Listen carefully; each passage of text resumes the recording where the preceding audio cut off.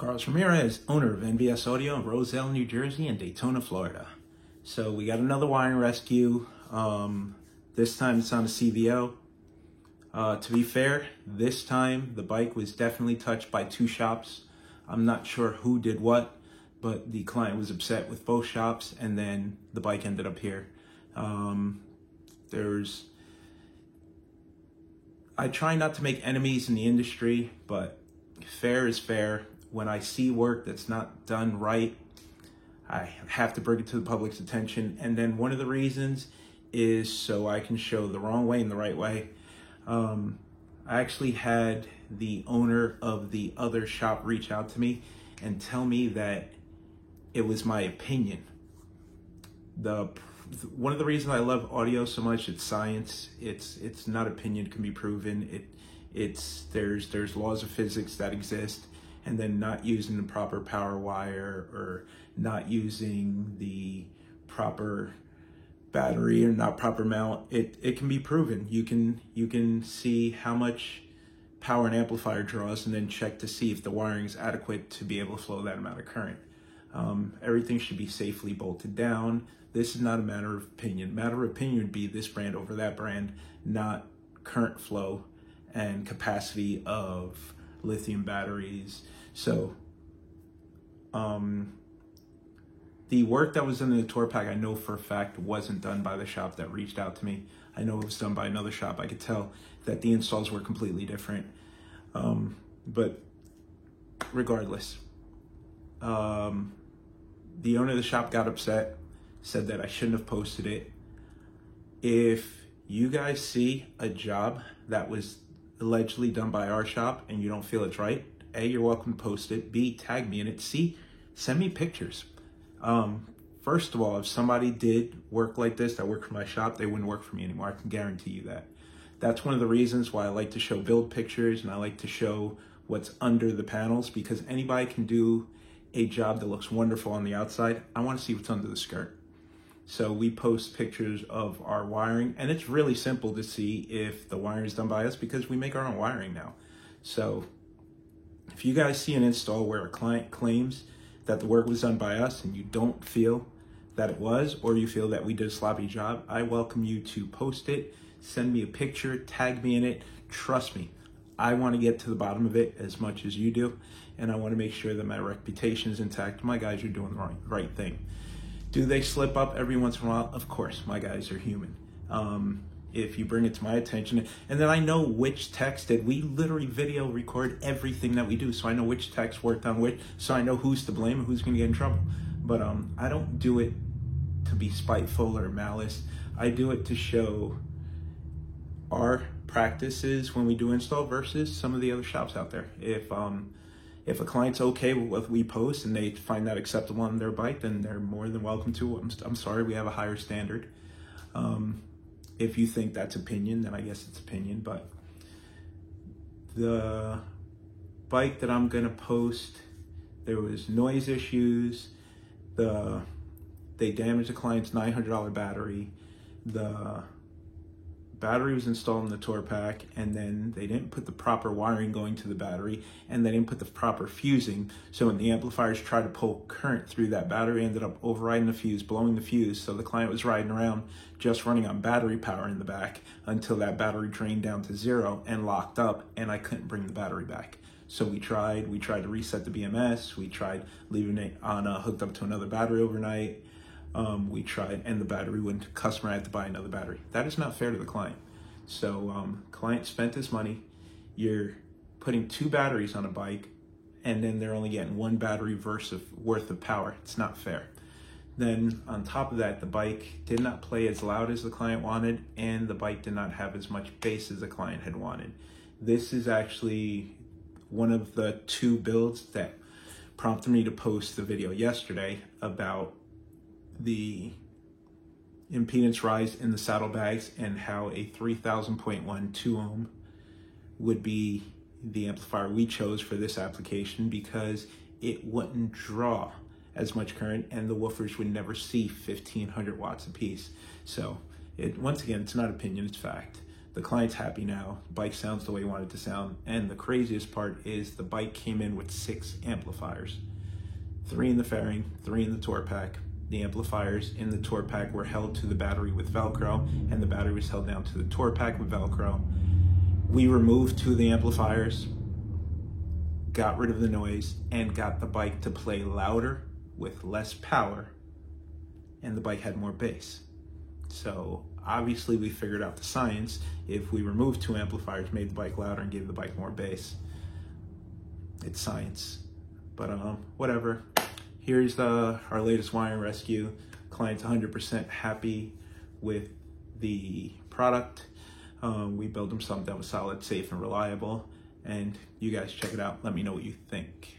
Carlos Ramirez, owner of NVS Audio, Roselle, New Jersey, and Daytona, Florida. Got this beautiful, beautiful, beautiful CVO in for a wiring rescue. Battery in the tour pack. At least the other one had a bracket. This one's held down with Velcro. Only thing holding this battery is the wires. Amplifier Velcro to the top of the battery. Hey, look at that. When you pick up the amp, the whole battery flips. Amplifier Velcro to the front. Amplifier Velcro to the amplifier. So amplifier Velcro to the amplifier, Velcro to the battery. So it's a little nuts.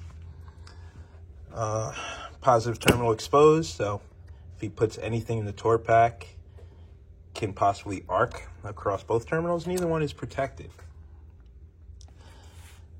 So there's another lithium battery under the seat. This we can't blame the original shop for. This was done by another shop after the original shop refused to make any of this right. And if they had told the customer, hey, can you give us a couple more days? We want to wrap this in matching leather or vinyl, he would have said yes. But he had to take it this way, and he hates the way that looks. So this morning, alarm was going off in the shop, and we couldn't figure out which bike it was. And I said, it can't be this one. This one has 2 lithium batteries. Nope, it's this one. And the key fob's right here. So on a bike that was just ridden this weekend, it is now Tuesday. So 2 days, kills 2 lithium batteries. That's not right. It's a shame. Look how beautiful this bike is. Then I'm trying not to nitpick too much, but when we seal import bags, we carpet them. I guess the client didn't deserve carpet. I'm sure even if they had to charge him another hour labor, he would have paid it, considering he's running some expensive speakers that cost thousands of dollars. I'm sure a couple $100 for carpet, he would have paid. But okay. Now Josh is pulling the front apart. I don't expect it to get any better up there. What about you, Josh? Let's see what's in store for us up there. We have a mishmash of mixed wire. We have Connect 4 oxygen-free copper, which is good. We have Stinger oxygen-free copper, which is good. And then we have no name brand aluminum. And the terminal's loose. See that? That one's tight. I know I came loose too because the battery's bouncing around. That one's tight, but all the negatives are loose. Let's see. Yep, I could pull that off by hand.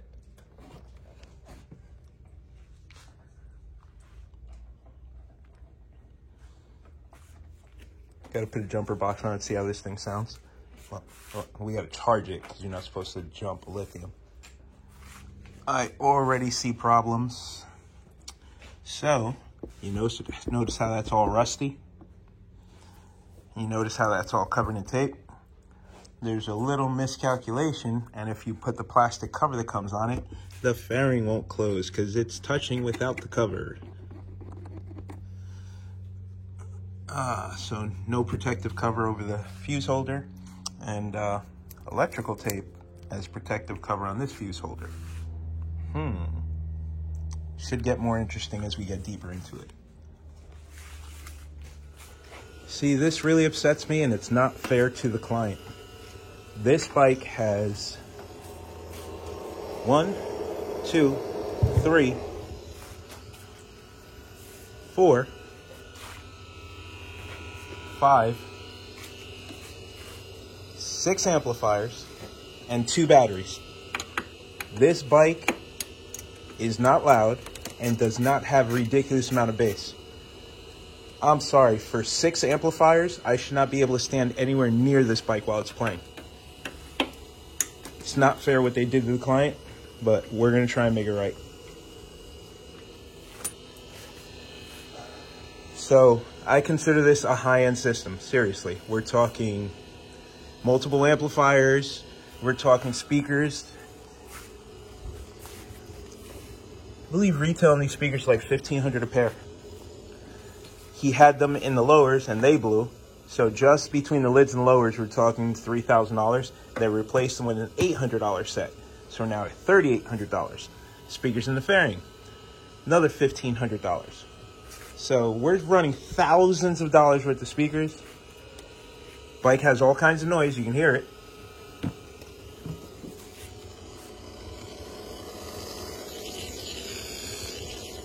And it doesn't play loud.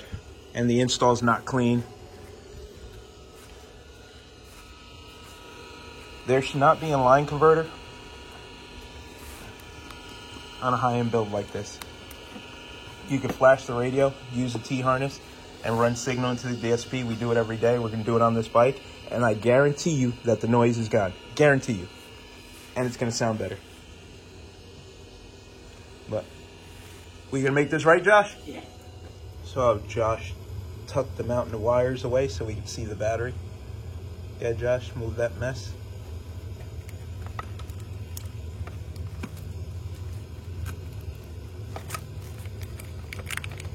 Notice how we're getting noise through the speaker as he moves the wire around?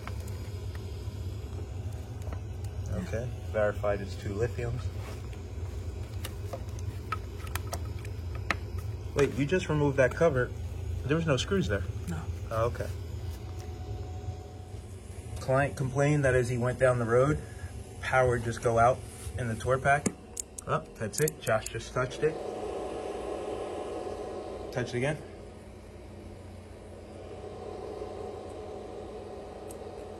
Hey, power just came back on.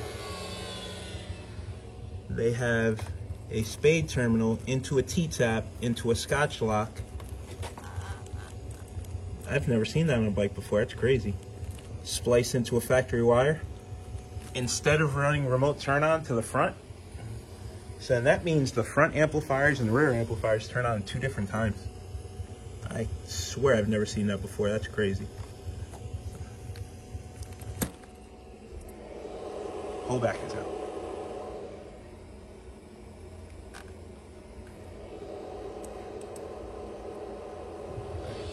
Not even an insulate. Oh, it was insulated and they couldn't fit it on. They cut the insulation off.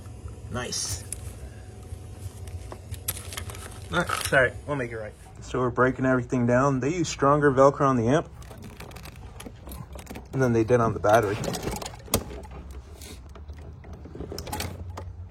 That's safe.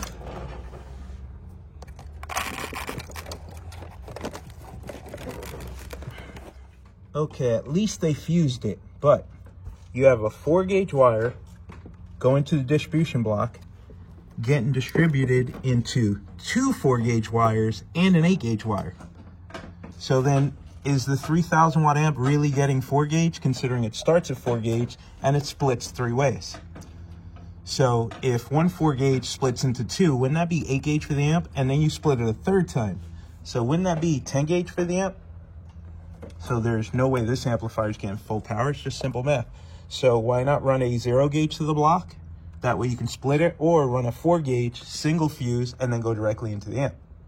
I mean, I don't make this stuff up. These are the simple rules of physics, but you can't start with a 4-gauge and then divide it 3 times and then still think you have enough current for an amplifier that should come with a 0-gauge from factory, because to create 3,000 watts, you need almost 300 amps of current, and a 4-gauge wire can only support 150 amps of current, and a 4-gauge wire split 3 ways can knock it down to like 80 amps of current, but okay.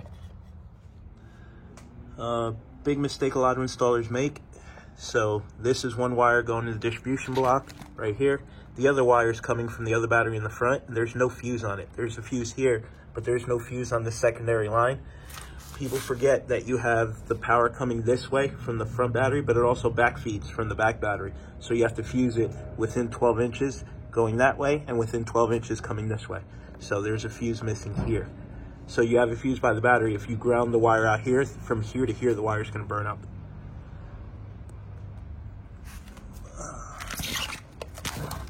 This is their whole contraption that they put together, all held together with Velcro.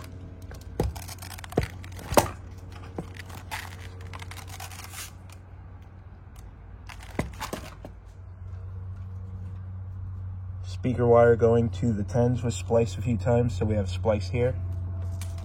We have a splice here. We have a splice here. So we're going to pull it all out and run thicker cable.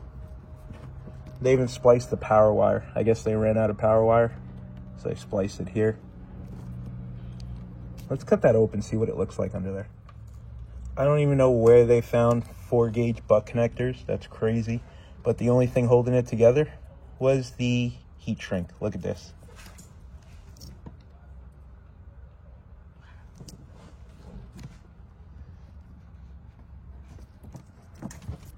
And it's aluminum wire, it's not oxygen-free copper. That's not good.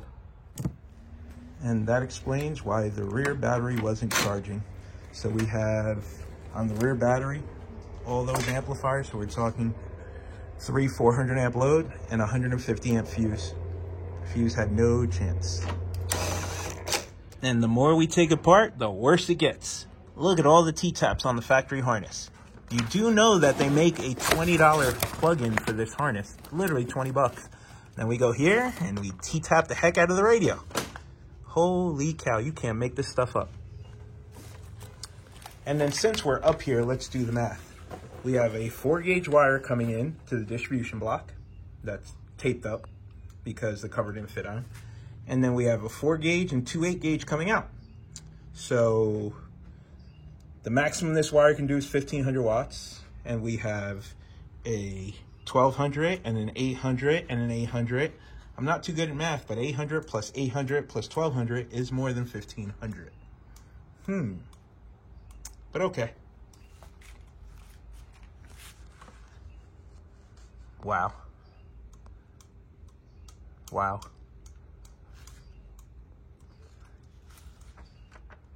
Okay, that's it. I'm done. A Scotch lock on the speaker wire. That's an interesting way to turn 2 wires into one. Like I've seen enough on this bike.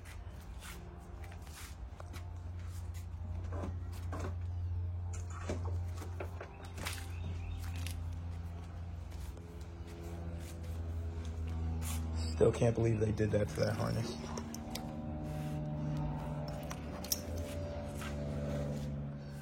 Out with the old, in with the new.